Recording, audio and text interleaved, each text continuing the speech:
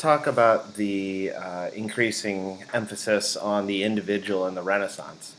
Before the Renaissance, Jacob Burckhardt, who's one of the most famous Renaissance historians, said man was conscious or aware of himself only as the member of a group, a race, a people, party, family, etc., only through some category.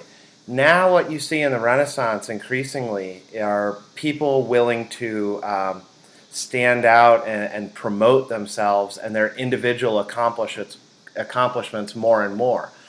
Um, there's this growing emphasis on the accomplishment of the individual coming out of the middle class, because these people define themselves increasingly by what they have accomplished on earth in tandem with their hope and belief in everlasting salvation.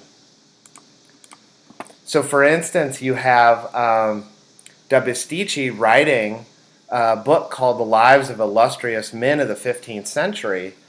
And in the foreword of his book, he wrote all these biographies of famous people in the 15th century. And he specifically stated that he wrote this so that their fame may not perish, so that they could be remembered after their death. Again, we're talking about fame as a way of overcoming deaths, as you are remembered on earth in people's minds and recollections. Da Bisticci is immortalizing a number of figures in this book, and at the same time, he's immortalizing himself because he's putting his name on this biography. This contrasts really starkly with the medieval time period. We don't know the names of the vast majority, barely any of the individuals who worked on the Gothic cathedrals, who built the monumental temples to God at that time, and they intentionally didn't attach their names to these buildings because the building was for God alone. Here we see a major shift in the Renaissance where people are promoting themselves and their own accomplishments for the purposes of fame. Patrons are individuals who would commission artworks of themselves, and specifically you have the onset of portraiture during this time. And you can see people like even a king would have a portrait painted of themselves. They would fund an artist to be their personal artist, and this was so that they could be remembered, so that they could enhance their own prestige. And we know these individuals through their portraits, and we know the artists who painted them.